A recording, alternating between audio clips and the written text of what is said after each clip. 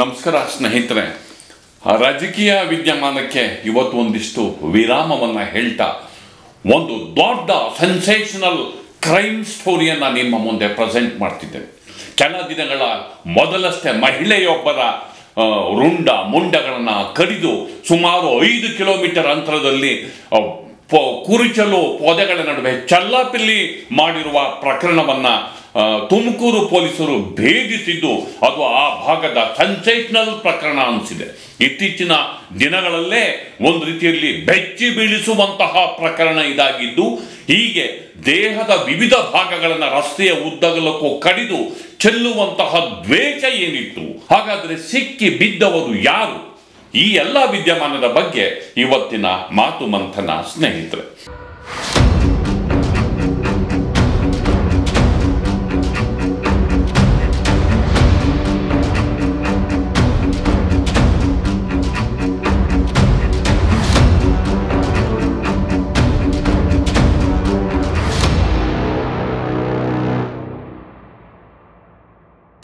ಗೆಳೆಯರೆ, ಆಗಸ್ಟ್ 7ನೇ ತಾರೀಕು ಒಂದು ಭೀಕರ ಘಟನೆ ನಡೆಯಿತು.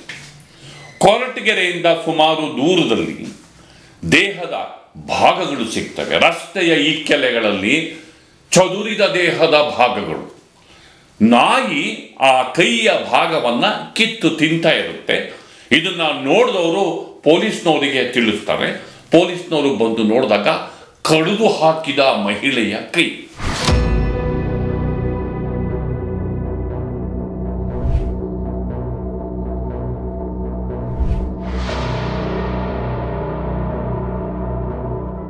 ಕಡಿದು ಹಾಕಲ್ಪಟ್ಟಿರುತ್ತೆ ಮತ್ತು ಹಾಗೆ ನೋಡ್ತಾ ಹೋದಾಗೆಲ್ಲ ದೇಹದ ವಿವಿಧ ಭಾಗಗಳನ್ನು ಛಿದ್ರ ಮಾಡಿ ಅದನ್ನು ಕತ್ತರಿಸಿ ಅಲ್ಲಲ್ಲಿ ಚೆಲ್ಲಿ ಹೋಗಿರುವಂತಹ ಭೀಕರ ಘೋರ ದೃಶ್ಯಗಳು. 19 ಭಾಗಗಳು ಅಂದರೆ ಎಂತಹ ಭಯಾನಕ ಹತ್ಯೆ ಅಂತಂದರೆ ಜನ ಗಾಬರಿ ಬೀಳ್ತಾರೆ, ಅದನ್ನು ನೋಡೋದಕ್ಕೇನೆ ಹಿಂಜರಿತಾರೆ. ಇಡೀ ತುಮಕೂರು ಜಿಲ್ಲೆನಲ್ಲಿ ಈ ಭೀಕರ ಹತ್ಯೆ ಒಂದು ರೀತಿಯಲ್ಲಿ ಭಯ ಹುಟ್ಟಿಸಿರುತ್ತೆ. ಇದರ ಹೆಜ್ಜೆ ಜಾಡು ಬೆನ್ನಟ್ಟಿ ಫೋರೆನ್ಸಿಕ್ ಡಿಪಾರ್ಟ್ಮೆಂಟನ್ನು ಕರೆಸಿ ಪೊಲೀಸರು ತನಿಖೆಯನ್ನು ಕೈಗೆತ್ಕೊಂಡಾಗ ಆ ಕೈಯಲ್ಲಿ ಆ ಆಭರಣಗಳು, ಬಂಗಾರದ ಆಭರಣಗಳು ಹಾಗೆ ಇರ್ತವೆ. ಆಗ ಅವರಿಗೆ ಗೊತ್ತಾಗುತ್ತೆ ಇದು ಲಾಭಕ್ಕಾಗಿ ಮಾಡಿರುವ ಕೊಲೆ ಅಲ್ಲ, ವ್ಯಕ್ತಿಗತ ದ್ವೇಷ ಅಥವಾ ಬೇರೆ ಇನ್ಯಾವುದೋ ವಿಚಾರಕ್ಕೆ ಸಂಚು ರೂಪಿಸಿ ಮಾಡಿರುವ ಭೀಕರ ಹತ್ಯೆ ಎನ್ನುವಂತಹ ಭಯಾನಕ ಸತ್ಯ ಗೊತ್ತಾಗುತ್ತೆ. ಮಿಸ್ಸಿಂಗ್ ಕಂಪ್ಲೆಕ್ಸ್ಗಳನ್ನು ಟ್ರೇಸ್ ಮಾಡ್ತಾ ಹೋದಂಗೆಲ್ಲ ಈಕೆ 42 ವರ್ಷದ ಲಕ್ಷ್ಮೀ ದೇವಮ್ಮ ಅಲಿಯಾಸ್ ಲಕ್ಷ್ಮೀ ದೇವಿ ಎನ್ನುವಂತಹ ಹೆಸರು ಗೊತ್ತಾಗುತ್ತೆ.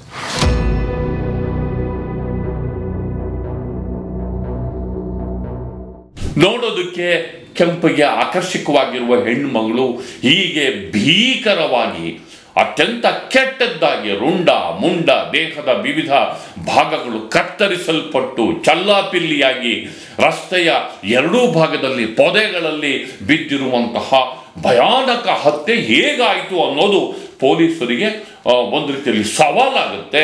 ಮತ್ತು ಒಂದು ಹೆಣ್ಣನ್ನು ಇಷ್ಟೊಂದು ವಿಕೃತವಾಗಿ ಯಾಕೆ ಹತ್ಯೆ ಮಾಡಲಾಯಿತು ಅನ್ನೋದಿದೆಯಲ್ಲ, ಅದು ಕೂಡ ಒಂದು ರೀತಿಯಲ್ಲಿ ಬೆಚ್ಚಿ ಬೀಳಿಸುವಂತಹ ಒಂದು ಸಬ್ಜೆಕ್ಟ್ ಆಗಿರುತ್ತೆ.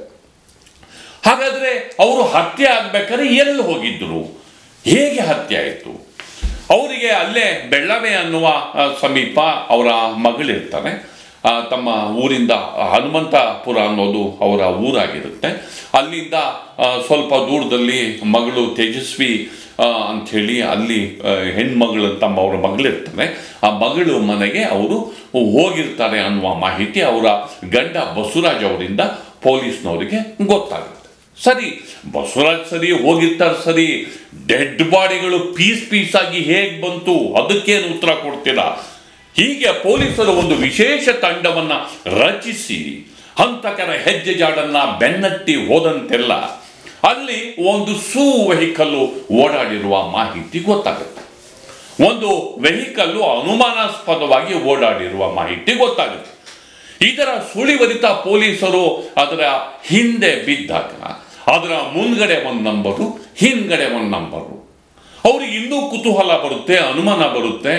ಆ ಭಾಗದಲ್ಲಿ ಒಂದು ವೆಹಿಕಲ್ಲು, ಮುಂದ್ಗಡೆ ಒಂದು ನಂಬರು, ಹಿಂದ್ಗಡೆ ಒಂದು ನಂಬರು, ಬಾನೆಟ್ಟಲ್ಲಿ ವಿಚಿತ್ರವಾದ ಡಿಸೈನು, ಬೇರೆ ಥರದ ಡಿಸೈನ್ ಇರುತ್ತೆ. ಹಾಗಾದರೆ ಅದು ಯಾರ್ದು? ಹಿಂದೆ ಮತ್ತು ಮುಂದೆ ಬೇರೆ ಬೇರೆ ನಂಬರಲ್ಲಿ ಓಡಾಡುವಂತಹ ಗಾಡಿ ಆ ಹಳ್ಳಿಗಳಲ್ಲಿ ಎಲ್ಲಿಂದ ಬಂತು, ಯಾರ್ದು? ಇದನ್ನ ಟ್ರೇಸ್ ಮಾಡಿಕೊಂಡು ಇದರ ಒರಿಜಿನಲ್ ಓನರ್ ಯಾರು ಅಂತೇಳಿ ಪತ್ತೆ ಹಚ್ಚೋದಕ್ಕೆ ಆರಂಭ ಆದಾಗ ಇದು ಸತೀಶ್ ಅನ್ನುವ ವ್ಯಕ್ತಿಗೆ ಸಂಬಂಧಪಟ್ಟಿದ್ದು. ಇದು ಸತೀಶ್ ಅನ್ನುವ ವ್ಯಕ್ತಿ ಸಂಬಂಧಪಟ್ಟಿದ್ದು ಕೊಳಲ ಎನ್ನುವುದರಲ್ಲಿ ಆತನ ಫಾರ್ಮ್ ಹೌಸ್ ಇದೆ. ಅಲ್ಲೂ ಕೂಡ ಈ ವೆಹಿಕಲ್ ನಿಂತಿದ್ದನ್ನ ನಾವು ನೋಡಿದ್ದೇವೆ ಅಂತ ಜನ ಹೇಳ್ತಾರೆ.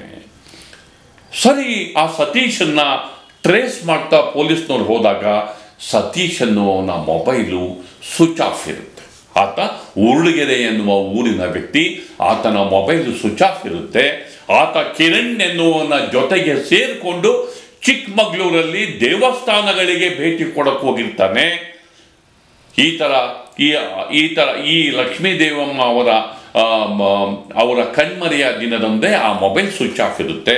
ಆತನ ಸುಳಿವನ್ನ, ಆತ ಎಲ್ಲಿದ್ದಾನೆ ಅನ್ನುವುದನ್ನು ಪತ್ತೆ ಹಚ್ಚಿ ಪೊಲೀಸರು ಅವನಿಗೆ ವಿಚಾರಣೆಗೆ ಗುರಿಪಡಿಸೋದಕ್ಕೆ ಪೊಲೀಸ್ ಸ್ಟೇಷನಿಗೆ ಕರ್ಕೊಂಡ್ಬಂದಾಗ, ತನಿಖೆ ವಿಚಾರಿಸಿದಾಗ ಸ್ಫೋಟಕ ಸತ್ಯ ಬಯಲಾಗುತ್ತೆ. ಆ ಒಂದು ವಾಹನದ ಸುಳಿವಿಗೆ ರೋಚಕ ತಿರುವು ಸಿಗುತ್ತೆ. ಆ ವಾಹನವನ್ನು ಸತೀಶ್ ಹೆಸರಿಗೆ ಮಾಡಿಸಿದವರು ಒಬ್ಬರು ವೈದ್ಯರು, ದಂತ ವೈದ್ಯರು, ಡಾಕ್ಟರ್ ರಾಮಚಂದ್ರಯ್ಯ.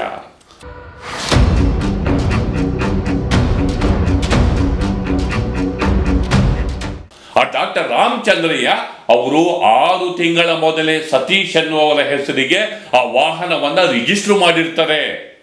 ಮತ್ತು 6 ತಿಂಗಳ ಮೊದಲೇ ಆ ವಾಹನ ಅವರ ಹೆಸರಿಗೆ ಯಾಕೆ ರಿಜಿಸ್ಟರ್ ಮಾಡಿದ್ರು ಅನ್ನೋದೇ ಸೋಜಿಗ. ಈ ರಾಮಚಂದ್ರಯ್ಯ ಬೇರೆ ಯಾರೂ ಅಲ್ಲ, ಹತ್ಯೆಗೀಡಾದ ಹೆಣ್ಣು ಲಕ್ಷ್ಮೀ ದೇವಮ್ಮ ಅವರ ಖಾಸ ಅಳಿಯ. 47 ವರ್ಷದ ಲಕ್ಷ್ಮೀ ದೇವಮ್ಮ ಮತ್ತು ಸರಿಸುಮಾರು ಅಷ್ಟೇ ವಯಸ್ಸಿನ ಅಳಿಯ ರಾಮಚಂದ್ರಯ್ಯ ಅವರಿಗೆ ತನ್ನ ಮಗಳನ್ನ ಕೊಟ್ಟು ಲಕ್ಷ್ಮೀ ದೇವಮ್ಮ ಮದುವೆ ಮಾಡಿರ್ತಾರೆ. ಅವರಿಗೆ 3 ವರ್ಷದ ಮಗು ಇರುತ್ತೆ. ರಾಮಚಂದ್ರಯ್ಯ ಅವರಿಗೆ ಲಕ್ಷ್ಮೀ ದೇವಮ್ಮ ಅವರ ಮಗಳು 2ನೆಯ ಪತ್ನಿ. 20 ವರ್ಷಗಳ ಅಂತರ ಇರುತ್ತೆ. ಎಲ್ಲೋ ಒಂದು ಕಡೆ ಲಕ್ಷ್ಮೀ ದೇವಮ್ಮ ಅವರ ಮೇಲೆ ರಾಮಚಂದ್ರಯ್ಯ ಅವರಿಗೆ ಅನುಮಾನ ಇರುತ್ತೆ, ಅವರ ನಡವಳಿಕೆಗಳ ಬಗ್ಗೆ ಅನುಮಾನ ಇರುತ್ತೆ. ನನ್ನ ಸಂಸಾರವನ್ನು ನಾಶ ಮಾಡೋದಕ್ಕೆ ಅವರು ಪ್ರಯತ್ನ ಪಡ್ತಿದ್ದಾರೆ ಎನ್ನುವ ಗುಮಾನಿ ಇರುತ್ತೆ. ಹೀಗಾಗಿ ಅವರು ಎಲ್ಲಿ ನಮ್ಮ ಸಂಸಾರವನ್ನು ಧ್ವಂಸ ಮಾಡುವ ಸಾಧ್ಯತೆ ಹೆಚ್ಚಿದೆ ಅಂತ ತಿಳ್ಕೊಂಡು ಲಕ್ಷ್ಮೀ ದೇವಮ್ಮ ಅವರನ್ನು ಮುಗಿಸೋದಕ್ಕೆ ಡಾಕ್ಟರ್ ರಾಮಚಂದ್ರಯ್ಯ ಸಂಚು ರೂಪಿಸ್ತಾರೆ. ಹೇಗಿದೆ ನೋಡಿ, ಅತ್ತೆಯನ್ನ, ತನ್ನಷ್ಟೇ ಹೆಚ್ಚು ಕಮ್ಮಿ ವಯಸ್ಸಿನ ಅತ್ತೆಯನ್ನ ಕೊಲ್ಲೋದಕ್ಕೆ ಅಳಿಯ ತನ್ನ ಸಂಸಾರವನ್ನು, ತನ್ನ ಹೆಂಡತಿಯನ್ನ ಬೇರೆ ದಿಕ್ಕಲ್ಲಿ ಅತ್ತೆ ಎಳಿತಿದ್ದಾರೆ ಎನ್ನುವ ಮಾಹಿತಿಯ ಮೇರೆಗೆ ಕೊಲ್ಲೋದಕ್ಕೆ ಸಂಚು ರೂಪಿಸ್ತಾನೆ. ಅಲ್ಲಿಗೆ ಒಂದು ರೀತಿಯಲ್ಲಿ ಒಂದು ವಿಷಮ ಸ್ಥಿತಿ ಬಂದು ನಿಲ್ಲುತ್ತೆ. ತೇಜಸ್ವಿ ಮನೆಗೆ ಬಂದಿದ್ದಂತಹ, ಅಂದರೆ ತಮ್ಮ ಮನೆಗೆ ಬಂದಿದ್ದಂತಹ ಲಕ್ಷ್ಮೀ ದೇವಮ್ಮ ತನ್ನ ಮನೆಗೆ ಹೊರಟು ನಿಂತಾಗ ನಾನು ಡ್ರಾಪ್ ಕೊಡ್ತೇನೆ ನಿನಗೆ ಅಂಥೇಳಿ ಅವರನ್ನು ಕೂರಿಸ್ಕೋತಾರೆ. ಸೂಗೆ ಬಂದು ಕೂರಿಸ್ತಿದ್ದ, ಯಾಕೆಂದರೆ ಸೂನಲ್ಲಿ ಕೂತಿದ್ದಂತಹ ಸತೀಶು ಮತ್ತು ಇಬ್ಬರು ಸೇರಿಕೊಂಡು ಅವರ ಕುತ್ತಿಗೆಗೆ ಹಗ್ಗ ಹಾಕಿ ಸೂನಲ್ಲೇ ಕೊಲೆ ಮಾಡಾಕ್ತಾರೆ. ನಂತರ ಬಾಡಿಯನ್ನು ಎಲ್ಲಿ ಡಿಸ್ಪೋಸ್ ಮಾಡೋದು? ಸತೀಶಿಗೆ ಸಂಬಂಧಿಸಿದ ಕೊಳಲ ಫಾರ್ಮ್ ಹೌಸಲ್ಲಿ ಆ ಒಂದು ದೇಹವನ್ನು ತಂದು ರಾತ್ರಿ ಡಂಪ್ ಮಾಡಿ, ವೈದ್ಯರು ಕತ್ತರಿಸುವ ರೀತಿಯಲ್ಲೇ ದೇಹದ ವಿವಿಧ ಭಾಗಗಳನ್ನು ಕತ್ತರಿಸಿ 19 ಭಾಗಗಳಾಗಿ ದೇಹವನ್ನು ಕತ್ತರಿಸಿ ಸತೀಶ್ ಹೆಸರಲ್ಲಿದ್ದಂತಹ ಸೂನ ನಂಬರ್ ಪ್ಲೇಟ್ಗಳನ್ನು ಚೇಂಜ್ ಮಾಡಿ ಅದನ್ನು ಕೊರಟಗೆರೆ ಬೇರೆ ಬೇರೆ ಪ್ರದೇಶಗಳಲ್ಲಿ 5 ಕಿಲೋಮೀಟರ್ ಅಂತರದಲ್ಲಿ ತಲೆಯನ್ನೂ ಕಡೆದು 19 ಭಾಗಗಳನ್ನು ಚಲ್ಲಾಪಿಲ್ಲಿಯಾಗಿ ಹಂಚಿ ಹೋಗಿರ್ತಾರೆ. ಆವಾಗ ಸತೀಶ್ ಮತ್ತು ರಾಮಚಂದ್ರಯ್ಯ ಅವನ್ನ ಮುಖಾಮುಖಿಯಾಗಿ ಕೂರಿಸಿ ಪೊಲೀಸರು ತನಿಖೆ ಮಾಡಿ ಅವರಿಬ್ಬರನ್ನು ಕೂಡ ವಿಚಾರಣೆಗೆ ಗುರಿ ಮಾಡಿಸಿದಂತಹ ಸಂದರ್ಭದಲ್ಲಿ ಸ್ಫೋಟಕ ಸತ್ಯ ಹೊರಗೆ ಬರುತ್ತೆ.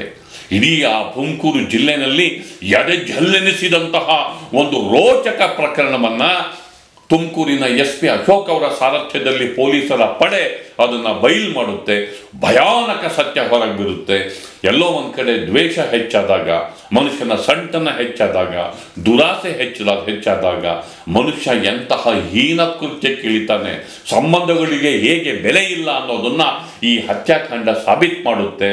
ಎಂಥ ಭೀಕರ ಹತ್ಯಾಕಾಂಡ ಆದರೂ ಕೂಡ ಇದನ್ನು ಬಯಲು ಮಾಡೋದ್ರಲ್ಲಿ ಇಡೀ ಆ ಭಾಗದಲ್ಲೇ ಒಂದು ರೀತಿಯಲ್ಲಿ ಮನೆ ಮಾತಾದಂತಹ ಈ ಕ್ರೈಮನ್ನು, ಈ ಭೀಕರ ಕೊಲೆಯನ್ನು ಬಯಲು ಮಾಡೋದ್ರಲ್ಲಿ ಆ ಭಾಗದ ಪೊಲೀಸರು ಯಶಸ್ವಿಯಾಗ್ತಾರೆ. ಇದು ಒಂದು ರೀತಿಯಲ್ಲಿ ಸೆನ್ಸೇಷನಲ್ ಪ್ರಕರಣವನ್ನು ಪೊಲೀಸರು ಹೇಗೆ ಭೇದಿಸಿದ್ರು ಅನ್ನೋದರ ಒಂದು ವರದಿಯನ್ನು ನಾವು ನಿಮಗೆ ಕೊಟ್ಟಿದ್ದೇವೆ. ದಯವಿಟ್ಟು ದಿ ಪೋಸ್ಟ್ ನೋಡಿ, ಲೈಕ್ ಮಾಡಿ, ಶೇರ್ ಮಾಡಿ, ಸಬ್ಸ್ಕ್ರೈಬ್ ಮಾಡೋದಕ್ಕೆ ಮರಿಬೇಡಿ ಗೆಳೆಯರೆ. ನಮಸ್ಕಾರ.